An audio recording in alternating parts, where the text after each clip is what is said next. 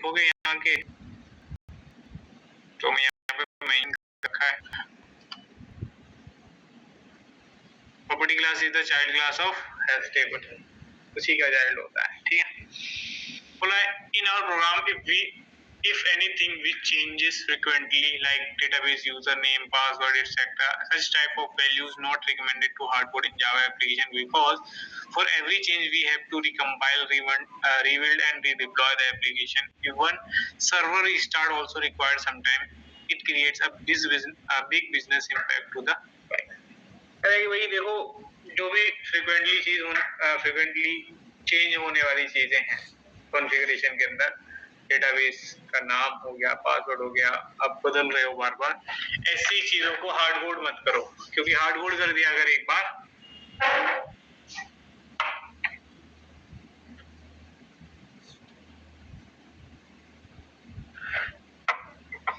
है ना, एक बार अगर तुम हार्ड कोड कर दोगे तो क्या होगा, डायरेक्ट वैल्यू रख दिया। हमने क्या करा है, database user name, password, URL, ये 3-4 चीजें जो थी वो डेटा सोर्स कहते थे, जैसे तो प्रोवाइड किया ना।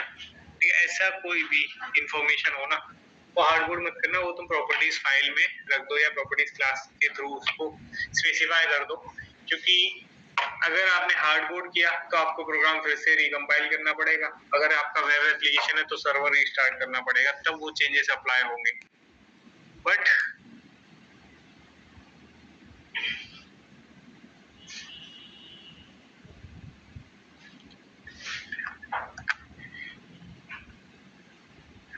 रिकॉर्ड भी कर लो,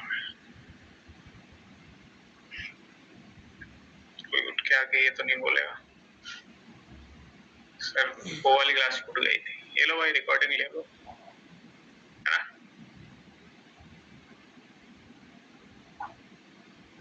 Recording in progress.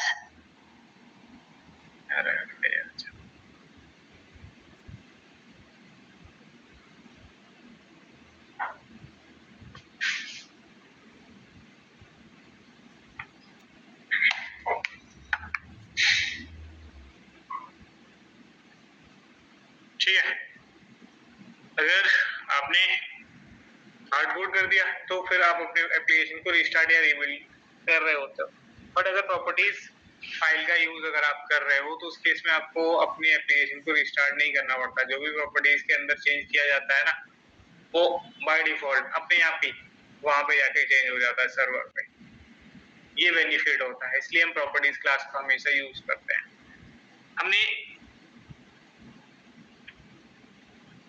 Properties class का ऑब्जेक्ट बना के देखा था लास्ट टाइम, अगर आपको याद हो तो वहां पे हम की और वैल्यू दोनों को स्ट्रिंग रख रहे थे, याद है। अगर मेरे को डायलेक्ट बताना है तो हाइबरनेट डॉट डायलेक्ट दिया मैंने एज अ की, वैल्यू में दे दिया org.hibernate.dialect.mysql डायलेक्ट, तो ये सब लिखा था ना, जो भी हो थोड़ा बहुत ऊपर नीचे। तो हम कोई टाइप दे नहीं रहे हैं, और हमने सुना है एरे लिस्ट में जब हमने पहला कलेक्शन क्लास देखा था तो हमने सुना था ये collection of different data type भी तो होता है। अगर इस कलेक्शन में हम स्टोर करना चाहें तो similar type of element store कर सकते हैं, चाहे तो different type of data store किया जा सकता होता है। हाँ सर, सिमिलर टाइप तब स्टोर करते हैं जब जेनरिक में टाइप बता देते हैं। अगर हमने इंटीजर टाइप का एरे लिस्ट बनाया तो फिर इंटीजर वैल्यू ही स्टोर होंगी, उसमें स्ट्रिंग नहीं जा सकती। अगर मैंने एरे लिस्ट को कोई टाइप ही नहीं दिया तो बाय डिफॉल्ट उसका टाइप ऑब्जेक्ट होता है और वहां फिर किसी भी टाइप का डेटा स्टोर। वैसे ही प्रॉपर्टीज के अंदर तो आप कोई जेनरिक टाइप देते ही नहीं ना, इसलिए आप कोई भी टाइप इसे दे सकते हो। मेनली कॉन्फ़िगरेशन में यूज होता है जो टाइप, वो स्ट्रिंग ही होता है। क्या होता है? स्ट्रिंग। तो हम क्या करेंगे, उनका मैप में पुट करते हैं हमेशा कॉन्फ़िगरेशन, जैसे hibernate डॉट URL, स्ट्रिंग में URL बता दो अपना, क्या URL रखते हो सर? ये रखते हैं jdbc.colon mysql colon local host, याद है तुमको?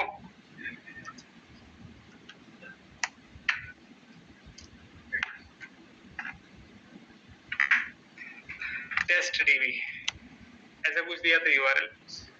हम ऐसे ही सारी प्रॉपर्टीज दे सकते हैं। URL था, यूजर था, हाइबरनेट फिर कनेक्शन लिखना था।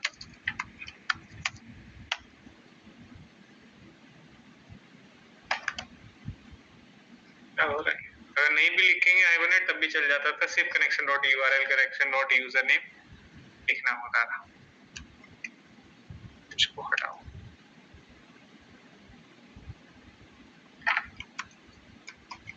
पूरा हाइबरनेट का कॉन्फ़िगरेशन याद आ जाएगा। क्या था?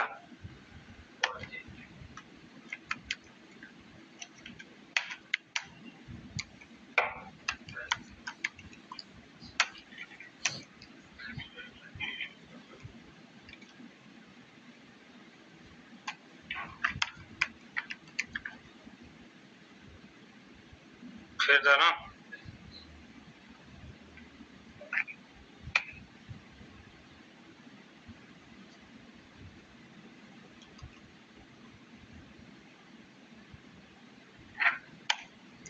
यूजर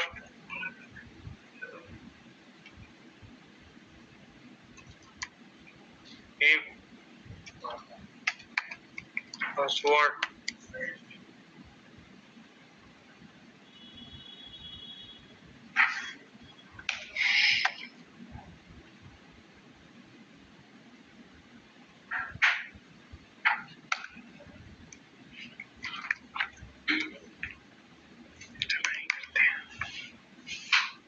वेब को प्रिंट कराएंगे, मिल जाएगा। सारे ऑब्जेक्ट्स प्रिंट हो रहे हैं, सबकी वैल्यू वेयर में ही तो स्टोर है। ये की है, ये उसकी वैल्यू है। अब सर की के बेसिस पे सर्चिंग करना होता है तो सर्च भी कर सकते हैं। हम डायलेक्ट गेट कराना चाहते हैं तो यहाँ पे बोलेंगे भाई मैप डॉट गेट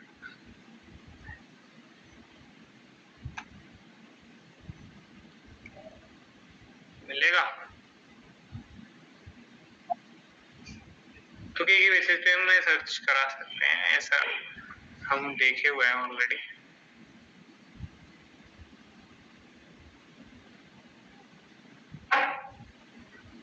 देखो कुछ इंपॉर्टेंट क्लासेस हैं कलेक्शन के अंदर जो कभी न कभी यूज में आ ही जाती हैं अगर आप डेवलपमेंट करने बैठ जाओगे, ठीक है।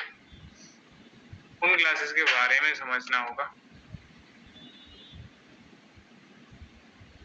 और लास्ट अटेंडेंस मार्क कर दो इसकी।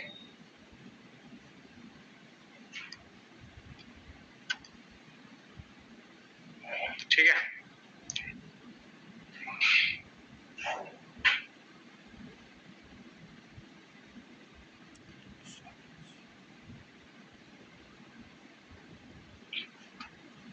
कलेक्शंस नाम की क्लास थी जिसका शॉर्ट मेथड हमने कॉल किया था, याद है? कलेक्शंस नाम की जो क्लास है उसकी मोस्टली सारे मेथड क्या है, स्टैटिक टाइप के हैं, तो इसलिए उन सारे मेथड को कॉल कर सकते हैं किससे, क्लास नेम्स। तो ये है वो कुछ मेथड जिसमें से सबसे पहले कुछ सिंक्रोनाइज रैपर्स आ गए। सिर्फ क्या जरूरत रही होगी इनकी, ये क्यों बनाए गए हैं ये रैपर्स? रैपर्स तो समझते हो ना, किसी चीज को रैप कर देना ही तो रैपर्स होता है। प्रिमिटिव को रैप कर दिया तो रैपर क्लासेस बन गई थी, वैसे ही वो हमारे कलेक्शन को रैप करके कुछ रैपर बना रहे हैं लोग। क्या रैप करते हैं? इनका नाम है सिंक्रोनाइज्ड रैपर्स। क्या लिखा है? Synchronized wrapper. तो मतलब हमारे कलेक्शन में मोस्टली क्लासेस हमने देखी थी नॉन सिंक्रोनाइज्ड थी, पर हमको उनके ऊपर सिंक्रोनाइजेशन चाहिए तो उसके लिए बनाए ये रैपर्स। तो अगर आपका एरे लिस्ट नॉन सिंक्रोनाइज्ड है ना, उसको सिंक्रोनाइज बनाना है तो उसके लिए इन्होंने एक मेथड दिया। उस मेथड के अंदर अपना ऑब्जेक्ट बनाओ एरे लिस्ट, सारे ऑब्जेक्ट उसमें ऐड करा लो, जो भी तुम्हें डेटा रखना है रख लो, उस पे सिंक्रोनाइजेशन लगाना है तो बस इस रैपर को पास कर देना वो ऑब्जेक्ट। ये मेथड को कॉल करना, ऐसे दे देना ऑब्जेक्ट, ये तुमको सिंक्रोनाइजेशन उस पे लगा के तुम्हें रिटर्न कर देगा ये। ठीक है। क्या लिखा है? Collection class consists exclusively of static method that operate on or return collection. Sort भी तो एक मेथड था जिसमें आप अपने कलेक्शन को पास करते थे, कोई भी कलेक्शन होता था उसे पास किया, सॉर्ट क्या करता था, उस पर ऑपरेशन किया और रिटर्न कर देता था। आपके एक्चुअल जो भी आपका कलेक्शन था उसको सॉर्ट कर देता था। वैसे ही ये सारे मेथड होने वाले हैं। This class contains method for collection framework algorithm such as binary search, sorting, shuffling, reverse, ये सब सारे मेथड इसके अंदर मिल जाते हैं इसी क्लास के अंदर। जिसमें से कुछ हैं ये जो सिंक्रोनाइज्ड रैपर्स हैं। किसी भी कलेक्शन, अभी कलेक्शन इंटरफेस है उसका रेफरेंस वेरिएबल बना लिया आपने और इम्प्लीमेंटेशन उनका देने वाली वही क्लासेस हैं, list implemented class, Q implemented class, set implemented class, उनमें से किसी को भी आप यूज कर सकते हो। उसका ऑब्जेक्ट बनाया और उसको अगर आप सिंक्रोनाइज करना चाहते हो तो सिंक्रोनाइज कलेक्शन नाम का एक मेथड है इस क्लास के पास। तो कलेक्शंस डॉट सिंक्रोनाइज कलेक्शन को कॉल करेंगे तो उस कलेक्शन को सिंक्रोनाइज करके रिटर्न कर देगा। किसी सेट के ऑब्जेक्ट को सिंक्रोनाइज करना है तो सिंक्रोनाइज सेट नाम का मेथड है। किसी लिस्ट के ऑब्जेक्ट को करना है तो लिस्ट नाम का है। आपको सॉर्टेड सेट और सॉर्टेड मैप दो मेथड दिए थे ना, तो सॉरी दो इंटरफेस दिए थे ना सॉर्टिंग के लिए, तो उन पे सिंक्रोनाइजेशन लगाना है तो सिंक्रोनाइज्ड मैप और सिंक्रोनाइज्ड सॉर्टेड सेट करके। अच्छा ये तो मैप, ये तीनों सेट हो गए, सॉरी तीनों इंटरफेस ये हो गए, ये बाकी के दो इंटरफेस बचे हैं synchronized sorted set, synchronized sorted. वैसे ही इन्होंने अनमॉडिफाइबल रैपर्स भी दिए। ये अनमॉडिफाइबल रैपर्स क्या है? कुछ नहीं, आपके जो भी कलेक्शन होता है एक लिस्ट बनाया आपने, आपने एक सपोज फोन डायरेक्टरी बना ली या आपने क्या करा है, कुछ डेटा रखा है, रोल नंबर्स, फोन नंबर्स, कुछ भी आपके पास 1,00,000 रिकॉर्ड्स रखे हो। आप चाहते हो जो मैंने डाल दिए रिकॉर्ड ये फिक्स्ड हो जाए, फाइनल हो जाए, ये कभी भी चेंज ना हो, कोई भी मेरी इस लिस्ट को मॉडिफाई ही ना कर सके, अनमॉडिफाइबल लिस्ट हो जाए, अनमॉडिफाइबल सेट हो जाए, अनमॉडिफाइबल क्यू हो जाए। तो उस काम को करने के लिए, उस डेटा स्ट्रक्चर या उस एल्गोरिदम को इंप्लीमेंट करने के लिए तुम्हें अलग से लॉजिक लिखने की जरूरत नहीं। उसके लिए भी इन्होंने एक मेथड दिया है। आपको किसी भी लिस्ट को अनमॉडिफाइबल करना है ना, तो उन्होंने कहा अनमॉडिफाइबल लिस्ट नाम का एक, अरे भाई क्यों तो क्या,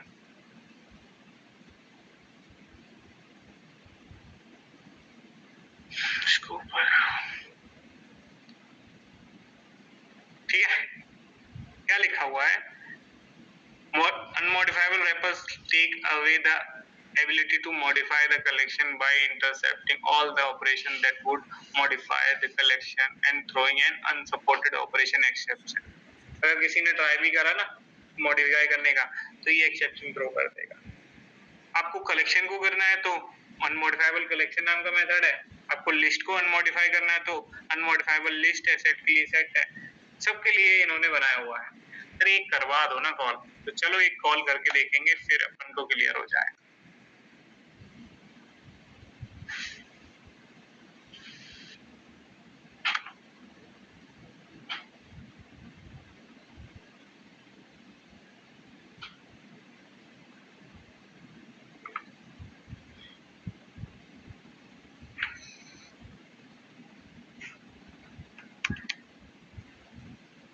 ठीक है,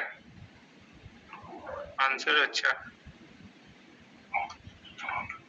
कुछ एग्जांपल्स वगैरह ले रहा हूँ।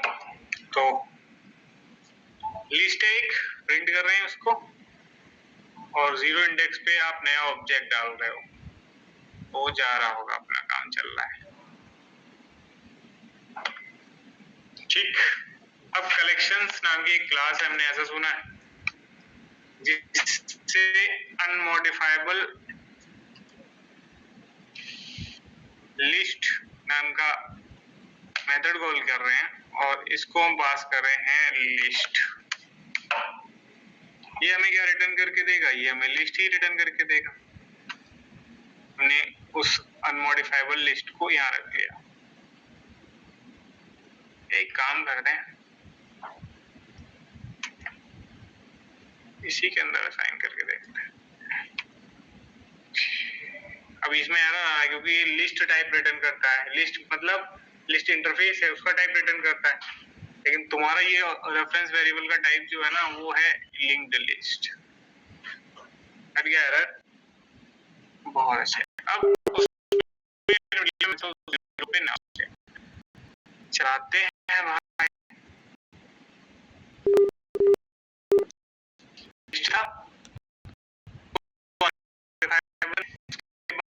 जीरो इंडेक्स पे डाल तो नया ऑब्जेक्ट,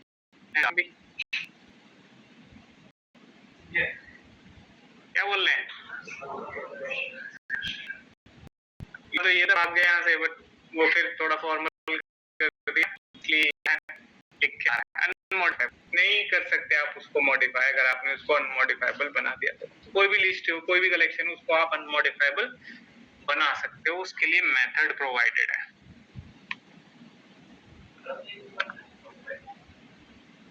अभी बताया था मैंने।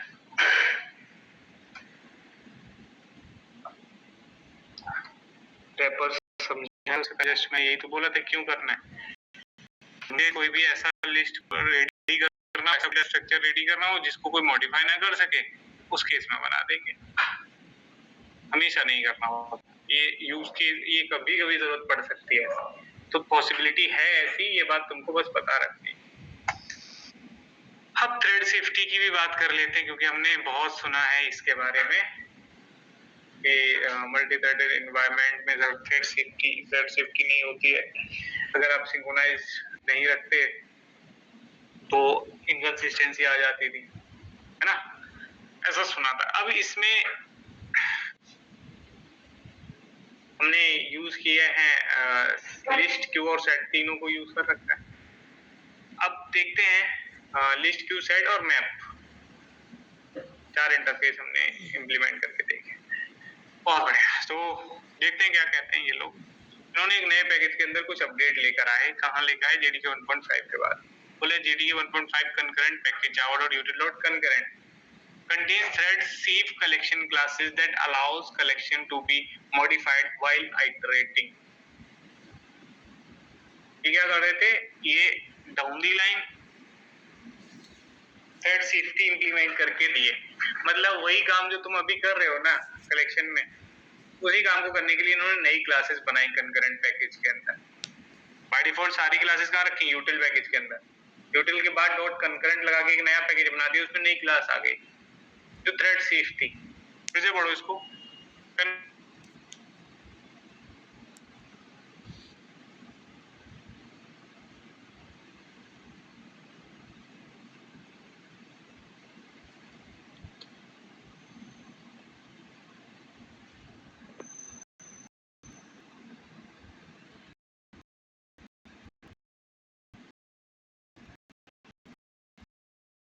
Throw concurrent modification exception. क्या कह रहे हो? जो भी तुम्हारे कलेक्शंस है ना तुमने अब तक बनाए, उनको तुम ट्रैवर्स कर सकते हो। हाइड्रेटर से हम ट्रैवर्स करते हैं, अभी हम सारा गेम एक ही थ्रेड से खेल रहे हैं, वो मेन थ्रेड, सही है। मेन थ्रेड से भी खेलेंगे तब भी एक्सेप्शन आ सकता है, आ जाता है, ये अभी लाके दिखाऊंगा। तो अब मल्टीपल थ्रेड होंगे किसी, अब ट्रैवर्सिंग का काम तुमने एक मेथड को दे रखा है, उस मेथड को कॉल करवा रखा है 4 थ्रेड से। पहला थ्रेड कॉल कर रहा है, ट्रैवर्सिंग कर रहा था, दूसरा थ्रेड गया उसमें एक एलिमेंट ऐड कर रहा है। अगर आप इटरेटर बना रहे हो, इटरेटर मेथड कॉल किया हुआ तुमने, एरे लिस्ट का ऑब्जेक्ट बनाया, 100 एलिमेंट पड़े हुए, सही है। एक से कह रहे हो, एक ऑब्जेक्ट कह रहा है, एक थ्रेड कह रहा है मैं इसको ट्रैवर्स कराऊंगा, इसको, इस लिस्ट को, तो लिस्ट डॉट इटरेटर कॉल किया होगा उसने, तो उसको 100 साइज का इटरेटर बना के दिया होगा कि भाई लेकर ले ट्रैवर्स। बट वो ट्रैवर्स कर ही रहा था, उतने पे किसी ने कॉल कर दिया ऐड मेथड, ऐड मेथड लगा दी दूसरे, और ऐड करेंगे इस लिस्ट में, और इसका साइज कितना हो गया? 102। कितना हो गया? 102। इधर ये 100 ट्रैवर्स कर पाता है, 2 और ऐड कर देता है कोई। तो जो कंकरेंटली जब वो ट्रैवर्सिंग कर रहा है ना, तो कंकरेंट टाइम पे आप मॉडिफिकेशन करोगे तो ये एक्सेप्शन देता रहेगा, और उसका नाम है कंकरेंट मॉडिफिकेशन एक्सेप्शन। मॉडिफिकेशन नहीं कर अगर करोगे तो आपका जो नेक्स्ट मेथड है ना इटरेटर का, जो ऑब्जेक्ट रिटर्न करता है, वो एक्सेप्शन दे देता है, ठीक है। इसको इंटरनली हैंडल करने के कुछ क्लास बनाएंगे कि भाई डाउन दी लाइन वो खुद हैंडल कर लेंगे। अगर कोई ऐड भी कराएगा ना हम कर लेंगे, कोई डिलीट कराएगा वो तब भी संभाल लेंगे। कुछ क्लास बनाएंगे कंकरेंट हैज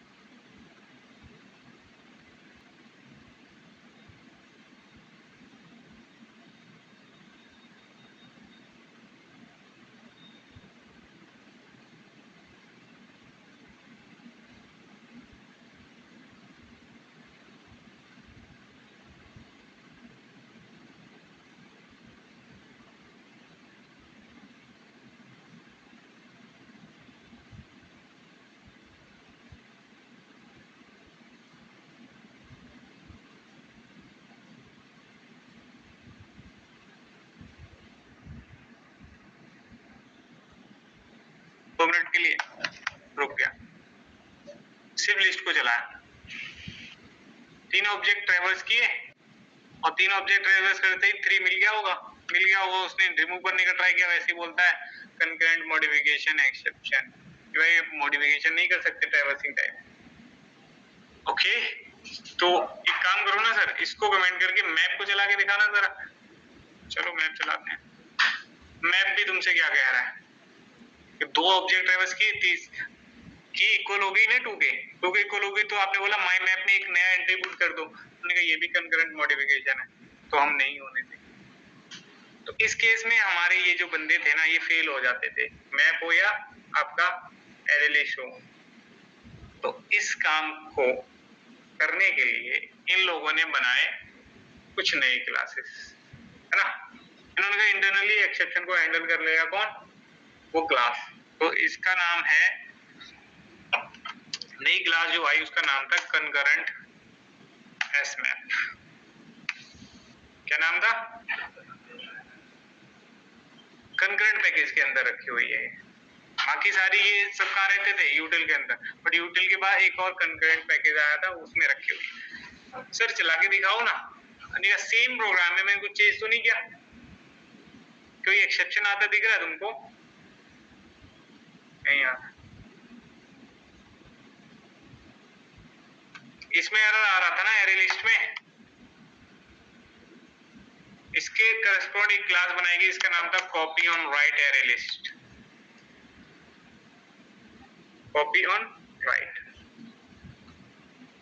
क्या उसमें भी कोई एक्सेप्शन आ रहा है, तो हमें तो नहीं दिख रहा। आगे जाके तुम लिस्ट को प्रिंट करा के देख लो कि क्या डिलीशन किया उसने। हाँ सर देख लेते हैं, क्या पता कुछ नया कर देता हो। हाँ सर मुझे 3 तो नहीं दिख रहा है इसमें, क्या इसने नई एंट्री पुट की होगी, पता करते हैं। माय बैड, बूस्टिंग गोल होता है ना इस केस में। सर 4 डाला था ना, डुप्लीकेसी के चक्कर में नहीं आया। अच्छा हाँ तो क्या 3 ही डाले थे ना हमने, चौथा ये रहा, ठीक है। तो मतलब हम नई क्लासेस लेकर आ गए हैं,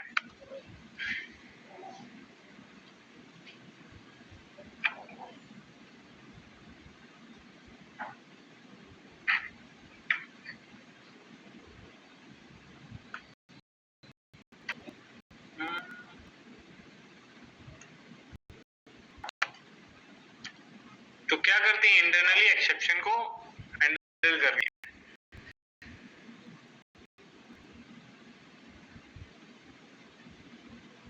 बस यहाँ पे तरीका है to avoid concurrent modification exception in multi threaded environment. देखो वो क्लासेस जो एरे लिस्ट वगैरह है ना, वो अगर आप एज अ फ्रेशर इंटरव्यू भी दोगे या आप काम भी करना स्टार्ट करोगे ना, तो तुम्हें थ्रेडिंग पे उतना काम करना होता ही नहीं।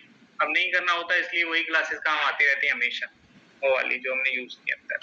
इन क्लासेस की भी जरूरत नहीं पड़ती, बट जहां मल्टी थ्रेडिंग में काम करना पड़ा तो वो क्लास फेल होंगी। जब फेल होंगी तो तुम्हें उनका ऑल्टरनेट पता हो, इसलिए मैंने तुम्हें ये क्लास बताई कि हाँ अच्छा ये हुआ तो मैं ये यूज कर लूँ, बस और कुछ नहीं है इसमें। एक बार थ्योरेटिकली पढ़ लेना, कॉपी पे नोट कर लेना, जरूरत लगे तो। पूरा कलेक्शन रिवाइज करना है, इंटरव्यू देने जाना है उससे पहले, तो उसके लिए ये टेबल काफी होती है, जो पूरे कलेक्शन को तुम्हें रिवाइज कर सारी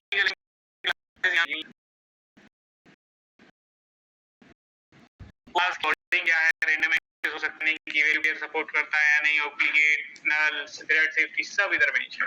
तो एरे लिस्ट की बात अगर कर लें, एक दो को मैं समझा देता हूँ। चलो एरे लिस्ट की बात कर लें, ऑर्डरिंग होती है, हाँ sir down the line dynamic array ही तो है, रैंडम एक्सेस हो सकता है, इंडेक्स भी इस पे कर देते हैं, की वैल्यू पेयर इधर नहीं होगा सर, डुप्लीकेट एलिमेंट्स हाँ सर, नल एलिमेंट बिल्कुल, थ्रेड सेफ वो तो नहीं। आगे लिस्ट ऑर्डरिंग है, रैंडम एक्सेस यहाँ नहीं होता, बट सर हम इंडेक्स पास करके गेट करा लेते हैं, गेट कराते हो बट वो ट्रैवर्सिंग करता है डाउन द लाइन, क्योंकि डबली लिंक लिस्ट इंप्लीमेंट हो रखा है। तो दिमाग और कॉमन सेंस भी यूज करते चलना है हर चीज में, है ना। वो जरूरी है, वो नहीं होगा तो नहीं होता कुछ भी। डुप्लीकेट एलिमेंट्स अलाउ करता है, हाँ। नल एलिमेंट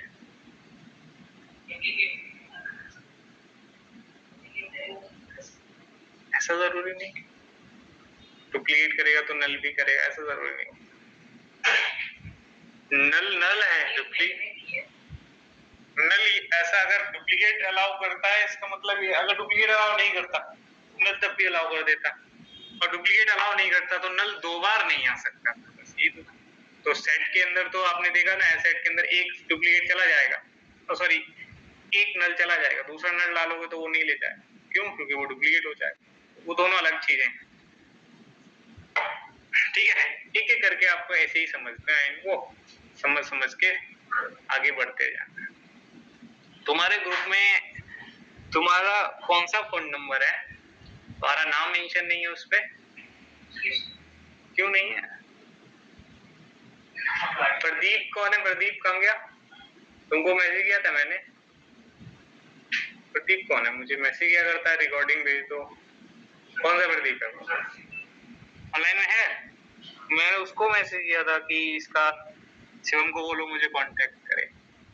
एक रेफरेंस था मेरा उस पे, जावा पे कंपनी थी 25-30 हजार दे सकती थी, उसके लिए मैं तुम्हारा रिज्यूम चाहिए था, बट नहीं मिल पाया तुम्हारा रिज्यूम, तो मुझे दूसरे लोगों को भेजना पड़ा। तो अपना नाम मेंशन रखो, है ना, जिससे मैं तुम्हें कभी जरूरत पड़े तो कनेक्ट कर पाऊं। हो दिया तुम, ठीक है। तो इतना ही करेंगे आज, तो ज्यादा करोगे तुम भी पागल हो जाओगे, मैं तो हो ही गया हूँ। एसी वैसी भी बंद कर रखा है, इसीलिए मैंने देखा। तो अपना अपना नाम के साथ मुझे मैसेज डाल दो, नाम और उसके साथ रिज्यूम भेज दो मुझे। अब देखो क्लास में कह रहा हूँ तो तुम्हारे ले सकते हो, बट रेफर किस तो करूंगा वो है मेरे ऊपर।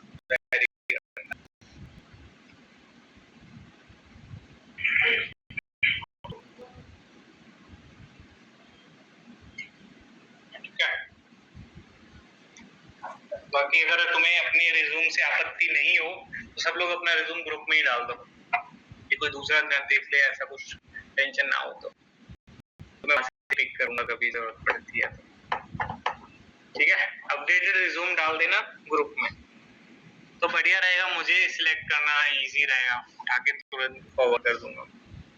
ठीक, चलो बढ़िया, एंजॉय करो।